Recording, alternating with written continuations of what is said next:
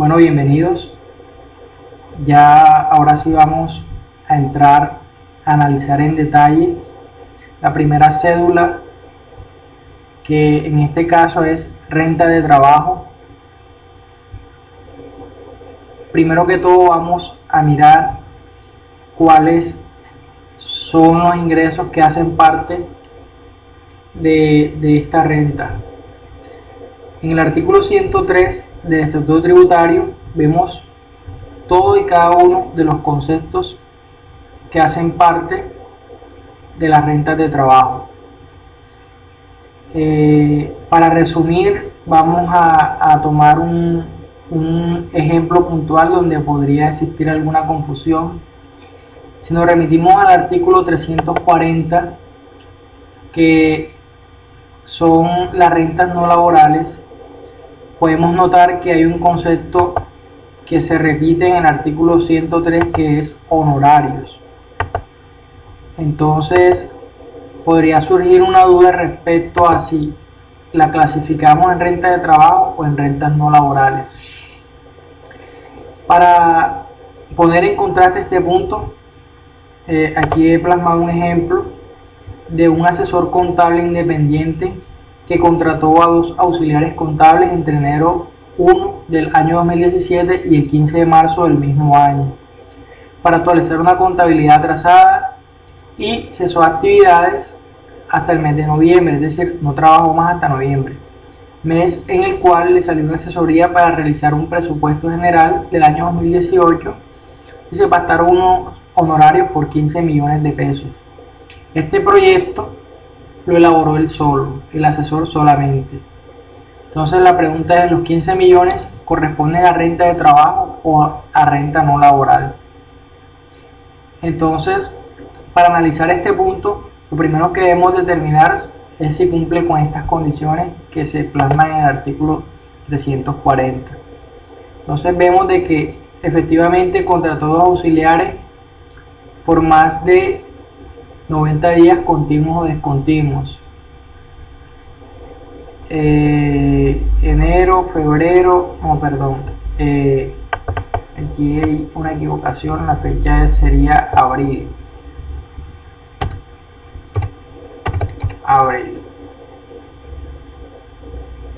Correcto, entonces ahí sí tendría más de 90 días y cumpliría con la primera condición. La segunda condición es asociados a la actividad, es decir, una persona puede tener honorarios y haber contratado a 2 personas, pero si la actividad para los cuales los contrató es diferente a la que recibió los honorarios, entonces esta estaría clasificada como una renta de trabajo. Para este caso, la persona acá realizó una actualización de contabilidad y después realizó un presupuesto. Aunque no es la misma operación, ambas actividades sí pertenecen a las actividades clasificadas como actividades contables de la ciencia contable. Entonces, por esta razón, cumple con las 2 condiciones para estar clasificado dentro de las rentas no laborales. Entonces, debemos tener mucho cuidado y preguntarle a la persona que va a declarar si cumple con alguna de estas condiciones. Listo. Entonces, bueno, ya para entrar en el caso práctico, vamos a remitirnos a esta pestaña. Aquí nos encontramos con el caso de un empleado, de un colaborador, perdón. Es el señor Andrés Pérez Mejía. Tiene un cargo de subgerente, un sueldo de 6.500.000 y con todas sus prestaciones sociales, sus deducciones. Entonces aquí tenemos esta información detallada que nos va a servir de referencia para la declaración que vamos a elaborar. Entonces vamos enseguida ya a empezar a mirar todas las diferencias en la depuración de renta. Entonces, vamos a hacer una comparación entre el año 2016 y el año 2017. Es decir, si la persona con los mismos datos hubiese declarado antes de la reforma tributaria, cómo hubiera sido y cómo es ahora en la actualidad. Vamos a medir el impacto que tuvo la reforma tributaria a la vez que entendemos los cambios que debemos tener en cuenta para realizar la declaración de renta. Entonces, aquí iniciamos con los ingresos brutos. De salida, miramos que hay una diferencia. Si hubiéramos presentado en el año 2016, los ingresos brutos serían de 88.532.000 y para el año 2017 son de 95.032.000. ¿A qué se debe esta diferencia? Bueno, vamos a remitirnos acá a los datos de nómina y aquí tenemos la diferencia. Miren que los ingresos brutos, que son la suma de todos los elementos que conforman la nómina, es el que tenemos en el año 2017 en la depuración, pero para el año 2016 da 88 millones. ¿Por qué la diferencia? Bueno, el detalle está aquí en las cesantías. A partir del año grabable de 2017, las cesantías que se envíen a los fondos constituyen un ingreso fiscal para el asalariado. ¿Dónde dice esto? En el Decreto Único Tributario, artículo 1.2.1.20.7, modificado por el Decreto 2250 del 2017. Antes de la reforma tributaria, el artículo 207-1 del Estatuto Tributario decía que el ingreso se consideraba a partir de que el fondo consignara la plata al asalariado. Es decir, el ingreso era para el asalariado cuando retirara las cesantías. Ahora, aunque estén en el fondo y no haya recibido ni un peso, la persona, estas serán consideradas como un ingreso fiscal. Entonces, es por esta razón que aquí ya tenemos la primera diferencia. La segunda diferencia que encontramos es los elementos que conforman la seguridad social. Para este caso, salud, pensión y fondo de solidaridad pensional. Primer punto que debemos mirar es que antes de la ley 18 y 19, el concepto por salud era considerado como renta exenta.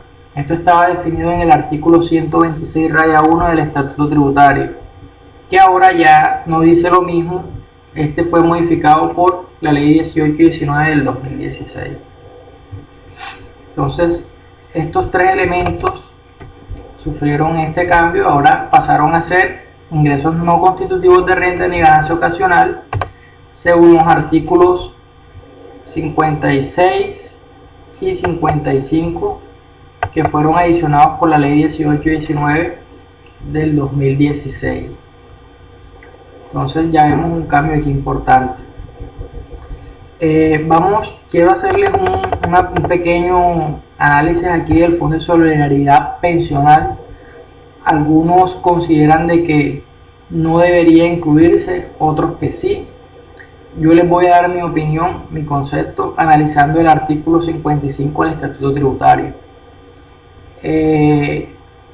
Yo creo que se consagran las condiciones que éste establece. El artículo 55 dice: los aportes obligatorios que efectúen los trabajadores, empleadores y afiliados al Sistema General de Seguridad Social en pensiones no harán parte de la base para aplicar la retención en la fuente por rentas de trabajo y serán considerados como ingreso no constitutivo de renta ni ganancia ocasional.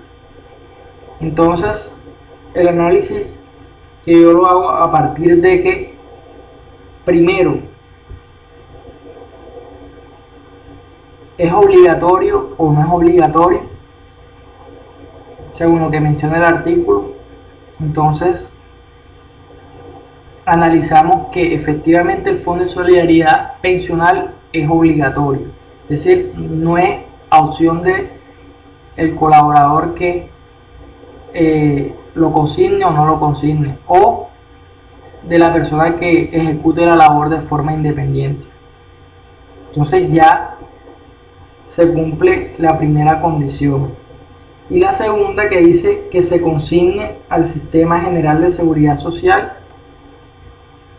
en pensiones.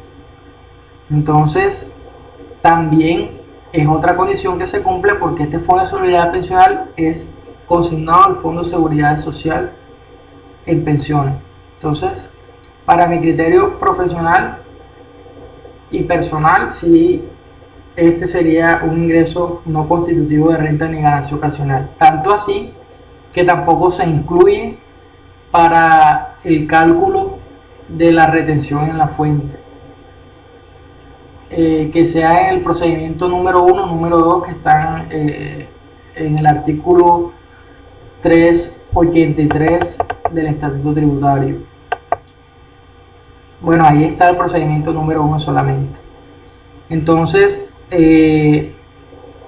tenemos este punto. Si alguno considera que no es así y desea no incluirlo como un ingreso no constitutivo de renta ni ganancia ocasional, pues ese es su criterio y también podría hacerlo.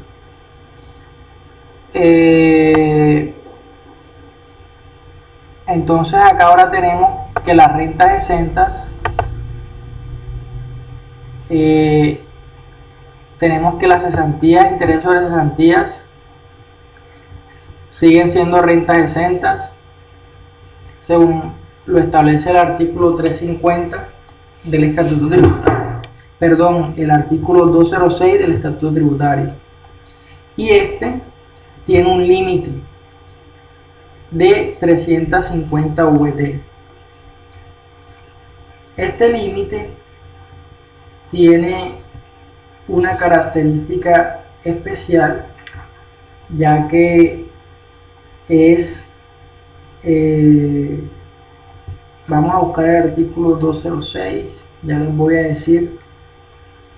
Este tiene una tabla que, en base a que el porcentaje de las cesantías, es decir, el valor que se consigna va aumentando, va siendo grabado de forma gradual. Entonces tenemos que hasta 350 VT, que serían 11.151.000, hasta ese monto no son grabados. Entonces, para este caso tenemos que son 7.279.000. Entonces, no tendríamos ningún inconveniente para presentarlo como una renta exenta.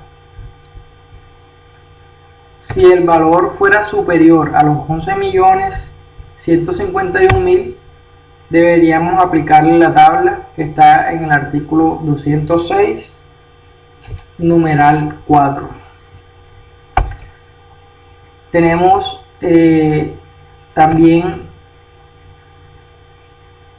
dentro de este mismo artículo la renta exenta correspondiente al 25% de los pagos laborales. Para hallar este valor debemos tener debemos tener tres datos. ¿Cuáles son los ingresos netos y cuánto suman las rentas exentas más las deducciones?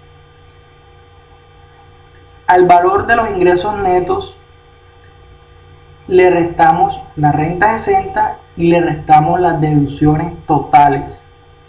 A este valor que nos dé le aplicamos el 25% y esto será la renta exenta que podremos deducir o descontar con base en el artículo 206 del Estatuto Tributario. ¿Ok? Entonces, listo, aquí tenemos la renta exenta. Para efectos de las deducciones, acá tenemos una casilla, una hoja de esta plantilla que se llama otros datos. Listo. Acá tenemos, por ejemplo, que la persona tiene dependientes económicos. Entonces, para saber si el declarante cumple o no con este punto, debe analizar el artículo 387 del Estatuto Tributario, que establece todas las condiciones para cumplir con esto. Acá les dejo, acá están todas las condiciones y las pueden revisar detalladamente. Para el caso de este ejemplo, vemos que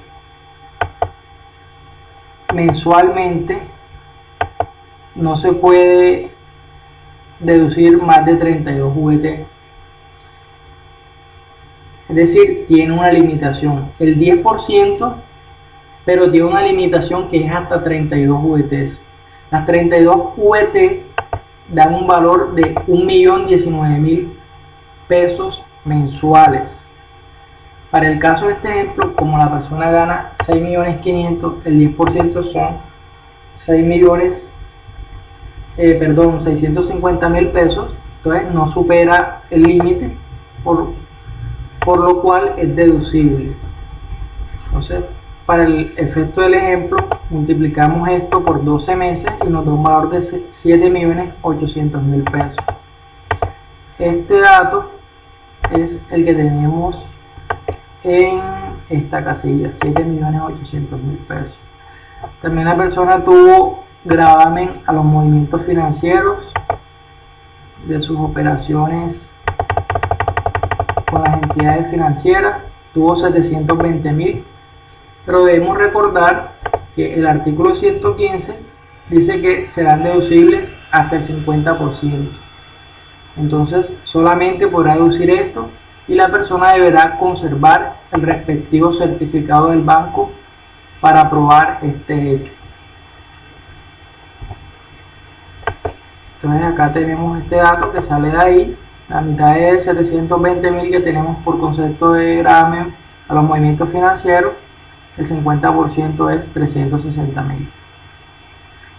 Y tenemos como dato adicional también de que el colaborador Andrés tuvo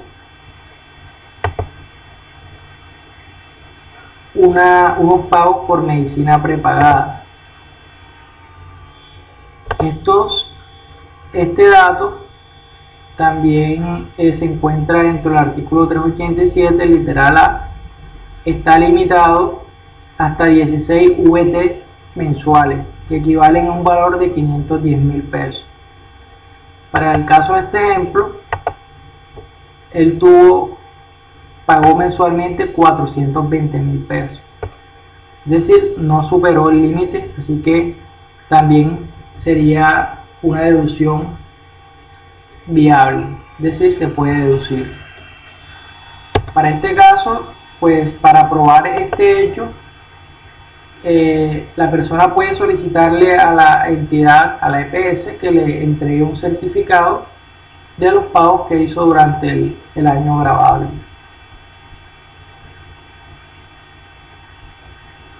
Entonces tenemos que este valor sale de ahí. Acá no hay variaciones, las deducciones que eran permitidas en el 2016 también son permitidas en el año 2017. Es decir, aquí no hubo variación. Entonces, hasta este punto tenemos que miren que aquí parte la primera diferencia más importante, y es que ya bajo la ley anterior, bajo la norma anterior, ya esta sería la renta líquida gravable. A diferencia de la reforma tributaria, es que aquí simplemente tenemos una renta líquida, pero todavía no es la renta líquida gravable. A esta la vamos a someter a un procedimiento para poder determinar cuál es la renta líquida gravable. Para este caso, debemos revisar el límite del 40% que trajo la reforma tributaria. Este límite se encuentra plasmado en el artículo, vamos a ponerlo aquí, 336. Vamos a verificar. Sí, correcto, 336. Vamos a anotarles el artículo aquí.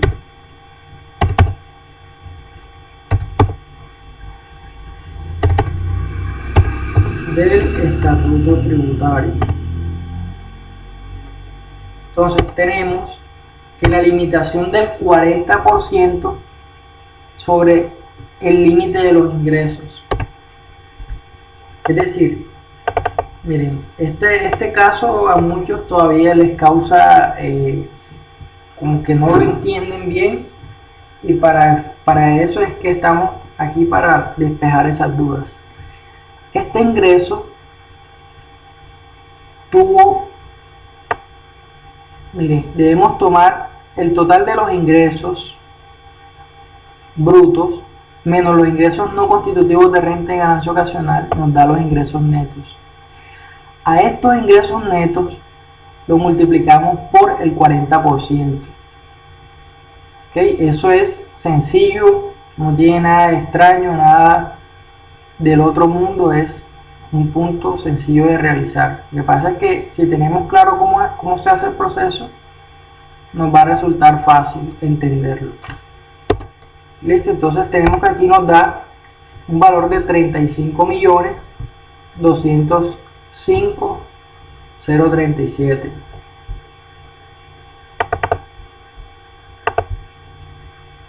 Pero para saber si nos pasamos o no nos pasamos del límite, debemos sumar los factores que vamos a depurar. Para este caso, lo que vamos a depurar son las rentas exentas y las deducciones. Estos son los valores que se van a restar de los ingresos netos.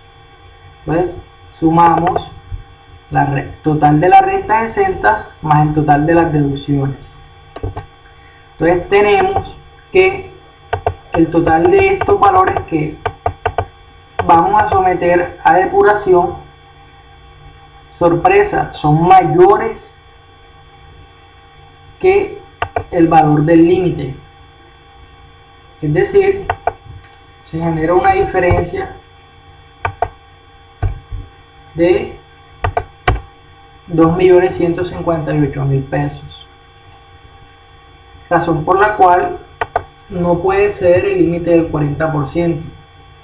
Entonces, para efectos de este cálculo, no podemos tomar el valor de los 37 millones que sí podíamos tomar en el año 2016, cuando no estábamos sometidos al proceso o al procedimiento de esta limitante.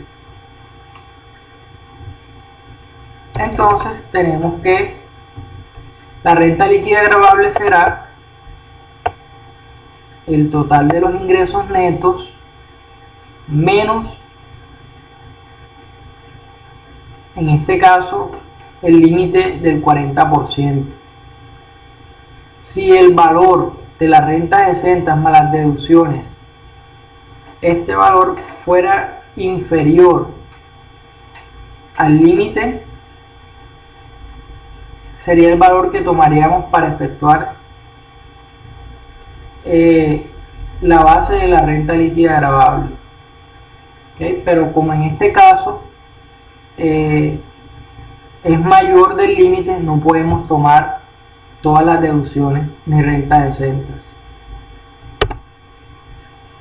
Entonces, ya teniendo este dato, procedemos a aplicarle el procedimiento establecido en el artículo 241 del Estatuto Tributario, el numeral 1,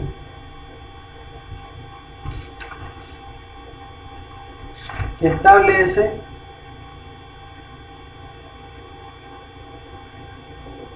dice tarifa para las personas naturales residentes y asignaciones y donaciones modales. Entonces en él se establece que este es el procedimiento para aplicarle a la renta por concepto de trabajo. Entonces aquí le aplicamos el procedimiento para determinarlo. Es un procedimiento también sencillo, no es nada complejo. Tomamos la renta líquida gravable y la dividimos entre el valor de la VT, que para el año 2017 es de 31.850 pesos. Entonces aquí lo que tenemos es una renta líquida expresada en VT. A este valor, según la tabla del artículo 241 numeral 1, debemos restarle a esa VT 1090 VT y el resultado que nos dé, para este caso, lo multiplicamos por el 19%. Nos va a dar un valor expresado en VT, y para volverlo al valor total, es decir, al valor ya no en VT sino al valor total en pesos colombianos, procedemos nuevamente a multiplicar esa VT por el valor de una VT. Entonces aquí nos da un impuesto a cargo de 3.435.000 pesos. Para este caso, ya aquí vemos que acá hay una diferencia en el año 2016, por cuanto la renta líquida gravable, este valor es inferior a la que nos dio en el año 2017. ¿A qué se debe? A dos puntos. Uno, las cesantías que ahora pasaron a ser ingreso fiscal, y dos, a que este valor que nos dio no está sometido a la limitación tampoco. Entonces por eso es inferior el valor del impuesto a cargo. Entonces restamos las retenciones en la fuente que tuvimos. ¿De dónde sacamos este dato? De la nómina. Acá en las deducciones que se le hicieron al colaborador Andrés Mejía, tenemos que el total de las retenciones practicadas en el año fueron 2.100.000 pesos, que es el valor que tenemos en esta casilla. Adicionalmente, aquí les dejé, por si a alguno le sirve, el procedimiento para determinar la retención del artículo 383.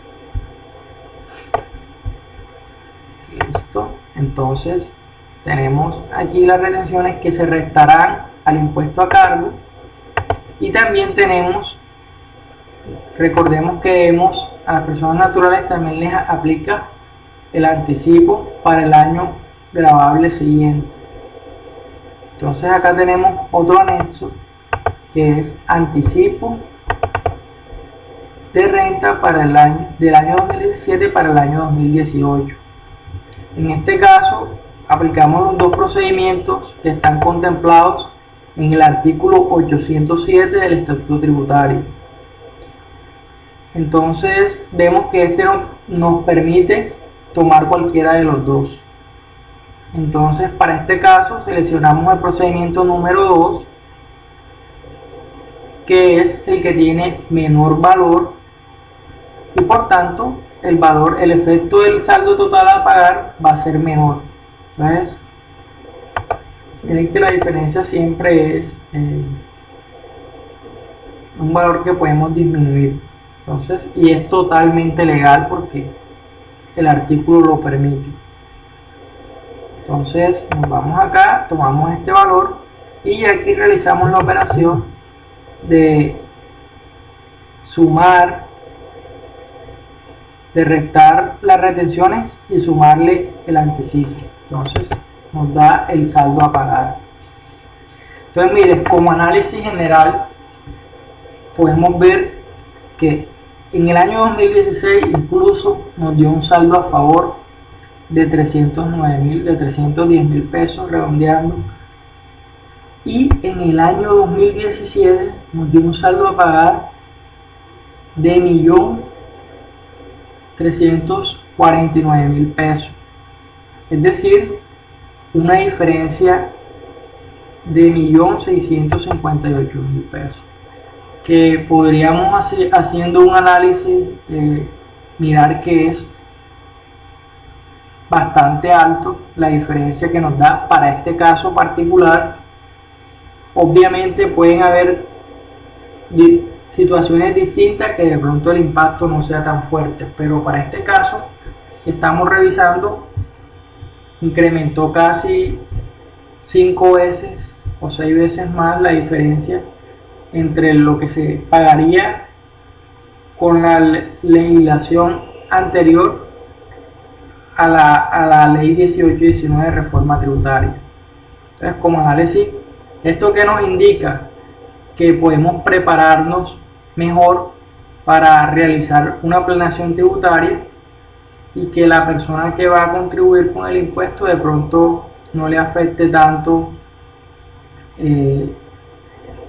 la reforma tributaria. Entonces, es para ponerse a pensar, y ahí pues le dejo la inquietud.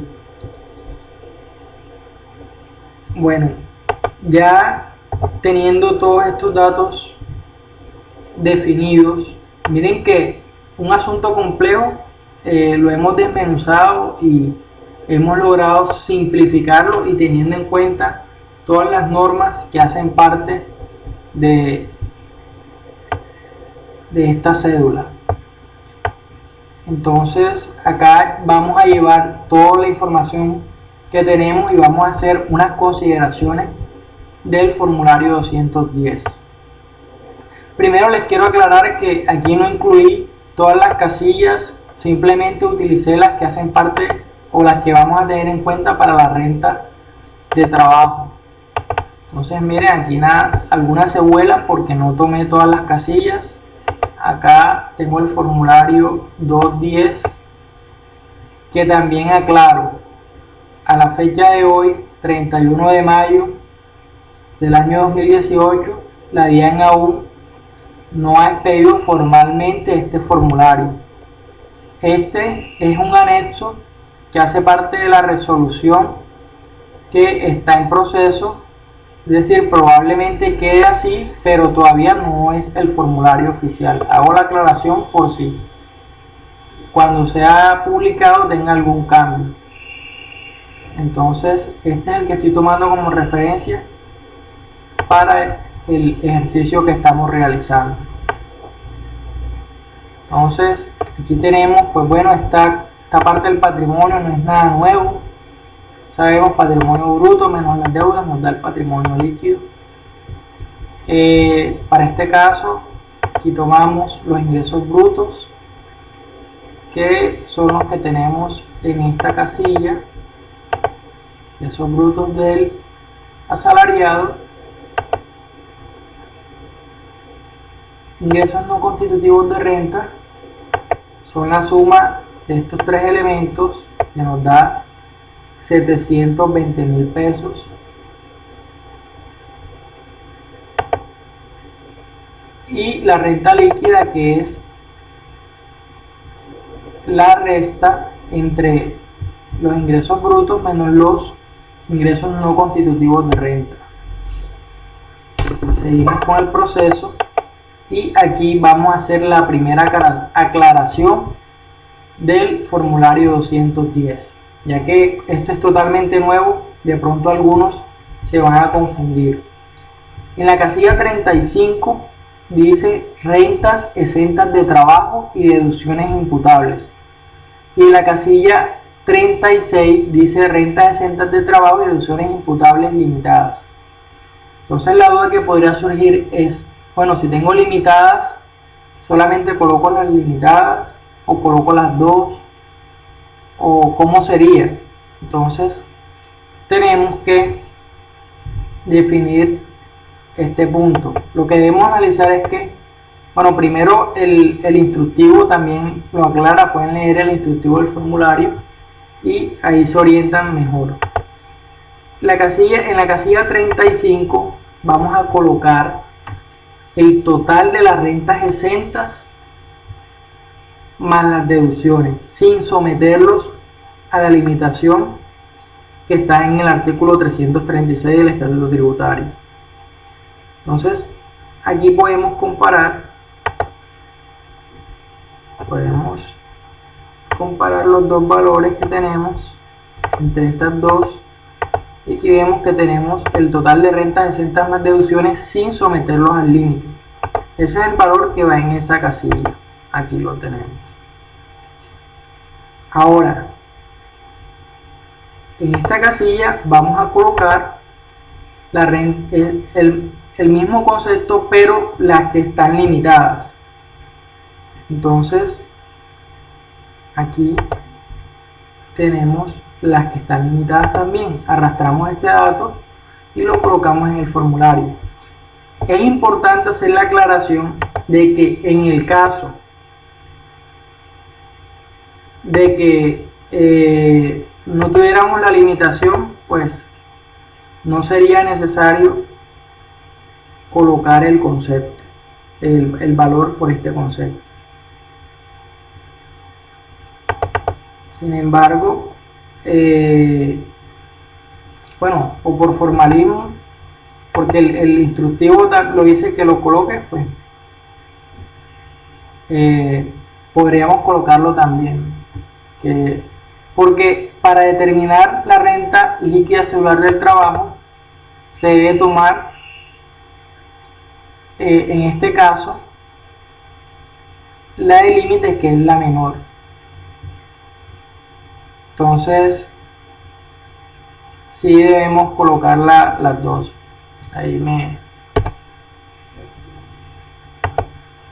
aclaro, hago la aclaración. Listo, entonces estos datos son de sumar. Vamos a analizar un punto también que ha generado dudas por mucho tiempo, de la renta presuntiva. Aquí tenemos otro anexo que es renta presuntiva más la comparación patrimonial, que eso lo vamos a ver al final. Aplicamos el artículo 189, que establece la depuración. Acá todos los datos que están en esta plantilla algunos están en la nómina y otros están acá donde dice otros datos. Entonces, patrimonio líquido del año grabable 2016 lo tenemos acá en otros datos.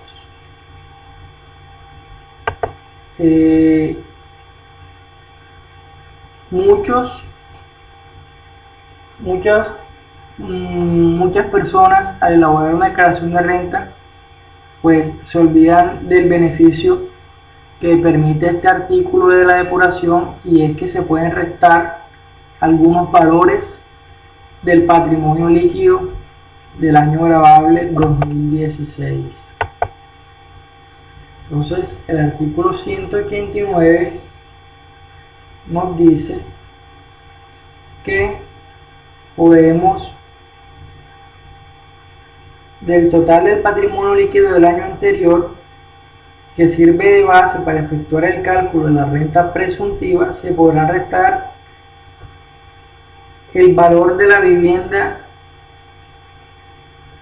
de habitación del contribuyente en las primeras 8.000 VT. Eso lo dice el literal F de este artículo. Para el caso que estamos realizando, ahí hay varios puntos, pero para el caso este solamente nos aplica este, ya que la persona tiene una casa, una vivienda de habitación propia por un valor de 320 millones de pesos. Ahora, dentro de este punto, ese punto tiene una limitación, y para este caso no podemos deducirnos todos los 320 millones porque el valor es superior al límite, que son los 8.000 VT. Entonces solamente colocamos los 8.000 VT, que es el límite, y ese es el que vamos a tener en cuenta. La resta de estos dos nos va a dar la base para calcular la renta presuntiva. Ahora, ¿cuál es el punto que vamos a aclarar? Que a su vez esta renta presuntiva es una base más no un impuesto, y eso lo vamos a ver ahora en el formulario 210. Algunos tienen la duda que ya cuando saquemos la base y la multipliquemos por el que ahora en el 2017 es el 3.5%, eso es el impuesto, y es un error muy grande, pues eso no es el impuesto, esa es la base a la cual le vamos a aplicar el procedimiento del impuesto.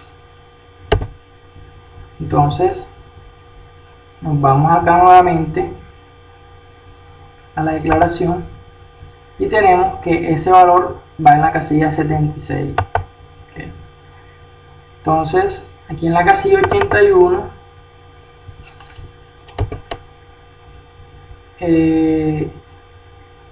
va el impuesto sobre la renta líquida cedular de trabajo, que es el que tenemos acá. Ahí en el formulario no podemos realizar el procedimiento de artículo 241, pero como ya acá lo realizamos, entonces podemos poner el valor. Listo, entonces aquí tenemos la renta líquida, que para este caso, si este valor de la renta presuntiva fuera superior a la renta líquida esta, que es la gravable, este cálculo tendríamos que hacerlo sobre la renta presuntiva y no aplicaría, aquí aplicamos el numeral 1. Si fuera por renta presuntiva deberíamos aplicar el procedimiento del numeral número 2. Entonces es otro detalle que debemos tener en cuenta. Listo, entonces ya tenemos el impuesto a cargo, todas estas casillas son de sumas, y finalmente tenemos las retenciones del año gravable, que recordemos que están aquí en los datos de nómina. Listo, entonces ese es el valor que estamos colocando allá en el formulario 210. Tenemos aquí otro punto que es el anticipo para el año siguiente, que ya lo analizamos, que tomamos el valor que es inferior. Aquí tenemos tenemos el anexo donde tomamos el valor que llevamos a la declaración, y aquí está la operación. Sumamos el total impuesto más el anticipo menos las retenciones y nos da el impuesto a pagar, que es el mismo que determinamos acá en el anexo de la depuración de renta. Listo, entonces vemos que si llevamos la operación de esta manera se nos va a facilitar enormemente el trabajo. Entonces ya aquí tenemos el impuesto a pagar. Y ya por último, les voy también no debemos olvidarnos que es otro punto que muchas veces se olvida, es realizar la comparación patrimonial. Y este punto es muy importante porque si el incremento patrimonial no está justificado, hay una alta probabilidad de que el ente de la Administración de Impuestos, la DIAN, haga una inspección a esa persona para determinar por qué incrementó su patrimonio. Entonces, ellos tienen en sus bases de datos esta información y ellos generan las alertas cuando se presentan estos casos, ya que podría tratarse de lavado de activos o de enriquecimiento ilícito. Entonces debemos tener mucho cuidado con esto y no olvidarnos de realizar este procedimiento. Este procedimiento lo encontramos en el artículo 236 del Estatuto Tributario. Entonces nos indica, primero debemos mirar cuánto incrementó el patrimonio. Entre el año 2016 y el año 2017, todos estos datos los tenemos acá. Aquí los pueden verificar. Entonces, tenemos que la persona natural tuvo un incremento de 30 millones de pesos en su patrimonio. Para esto aplicamos este proceso en el cual sumamos la renta gravable más las rentas exentas más la ganancia ocasional. Este valor que nos da no puede ser inferior al incremento patrimonial. Este valor que tenemos aquí son ganancias y estas ganancias no pueden ser inferior al incremento del patrimonio. Es decir, si lo que la persona natural se ganó es menor al incremento patrimonial, esto quiere decir de que hay un dinero que no se sabe de dónde entró, porque no tiene una justificación que esté relacionada con sus ingresos. Por eso es que la Administración Tributaria le pone la lupa a estos casos para investigar de dónde proviene ese dinero. Entonces aquí tenemos que si se cumple la justificación, pues supera más del doble de lo que las ganancias, más del doble de lo que incrementó su patrimonio. Entonces, bueno, no siendo más, ya aquí completamos el primer caso de renta de trabajo. Espero que esta herramienta sea de gran utilidad para ustedes. Aquí está de forma simplificada toda la información, está con fórmulas las cuales pueden verificar, tiene en la mayoría de lo posible toda la normatividad tributaria actualizada y vigente para que puedan realizar el proceso de forma correcta. Entonces, bueno, muchas gracias por su atención y les envío un cordial saludo.